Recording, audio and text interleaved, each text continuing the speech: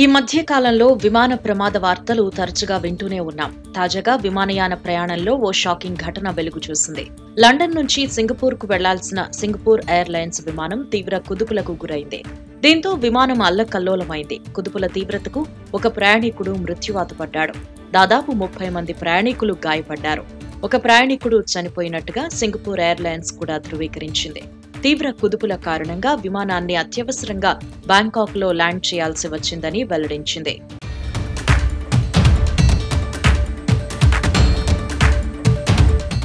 సోమవారం లండన్లోని హీత్రూ విమానాశ్రయం నుంచి SQ321 విమానం సింగపూర్కు బయలుదేరిందని, అయితే మార్గమధ్యంలో తీవ్రమైన కుదుపులకు గురైందని సింగపూర్ ఎయిర్లైన్స్ ప్రకటనలో తెలిపింది.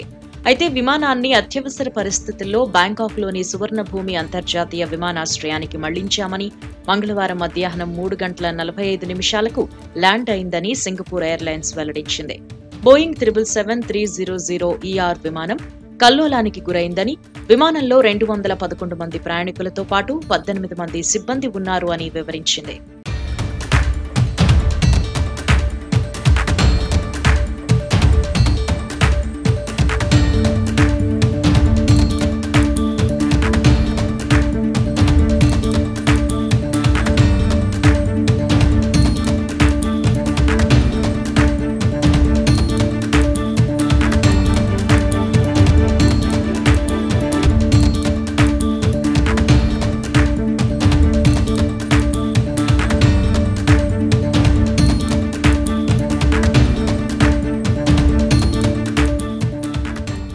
కాగా దురదృష్టవశాత్తు మరణించిన ప్రయాణికుడి కుటుంబానికి సింగపూర్ ఎయిర్లైన్స్ సంతాపం ప్రకటించింది.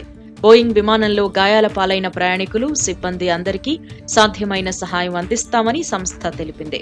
గాయపడ్డ వారికి అవసరమైన వైద్య సహాయం అందించేందుకు గాను థాయిలాండ్లోని స్థానిక అధికారులతో సమన్వయం చేసుకుంటున్నామని, బ్యాంకాక్కు ఒక ప్రత్యేక బృందాన్ని కూడా పంపించినట్లు సింగపూర్ ఎయిర్లైన్స్ వెల్లడించింది.